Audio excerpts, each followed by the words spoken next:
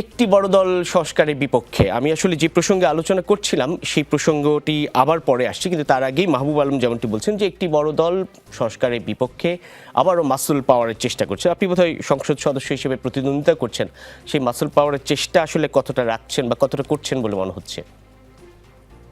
না, আসলে আপনি যে প্রসঙ্গটা উত্থাপন করেছেন এবং আমি যতটুকু মাহবুব আলমের বক্তব্য শুনলাম, আমার মনে হয় তার বক্তব্যের সাথে বাস্তবতার খুব মিল আছে বলে আমাদের কাছে মনে হচ্ছে না। বরং আপনি দেখবেন যে সংস্কার প্রস্তাবটা এগিয়ে নেওয়ার জন্য বিএনপি যে সহযোগিতা করছে, আমার মনে হয় অন্যান্য রাজনৈতিক দলগুলি বিএনপিকে অভিনন্দিত করা উচিত ছিল, ধন্যবাদ দেওয়া উচিত ছিল। কিন্তু আমরা দেখলাম তার পরিবর্তে বিএনপির বিরুদ্ধে তারা নানা ধরনের বক্তব্য দিয়ে চলেছে। আপনি দেখেন এই সংস্কারের প্রস্তাবে যে আমরা একটা কি চেয়েছিলাম, একটা বৈষম্য বিরোধী, এই আন্দোলনের মূল স্পিরিটটা ছিল একটা বৈষম্য বিরোধী, একটা সার্বজনীন বাংলাদেশ।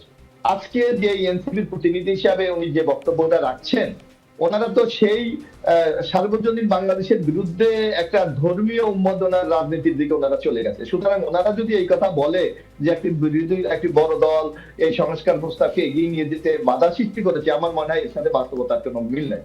বরং আপনি দেখতে পারবেন আমরা বিএনপি যে প্রস্তাবটা ইতিমধ্যে, এই যে 5ই আগস্টে একটা গণ অভ্যুত্থান হবে, বিএনপি এইটাকে মাথায় রেখে কিন্তু সংস্কার প্রস্তাব দেয়নি, বরং 2023 সালের 13ই জুলাই আমরা বাংলাদেশের একটি নতুন বন্দোবস্তের জন্য রাষ্ট্র মেরামতের 31 দফা দিয়েছিলাম।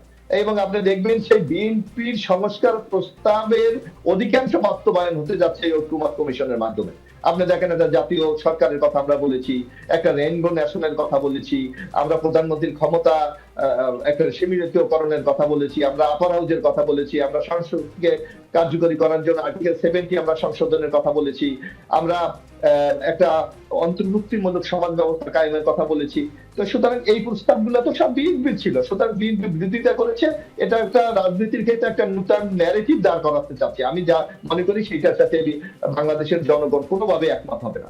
বরং আপনি দেখেন বাংলাদেশে বিশেষ করে আমাদের নেতা জনাব তারেক রহমান গত 25 ডিসেম্বর 2025 বাংলাদেশে আসার পর আপনি দেখবেন তার ইতিবাচক পদক্ষেপগুলি আগামী দিনে এই সংস্কার প্রস্তাবগুলিকে এগিয়ে না যাওয়ার জন্য কিন্তু আমার মনে হচ্ছে, অথবা বাংলাদেশের মানুষ মনে করে, একটি নতুন মাত্রা যোগ হয়েছে।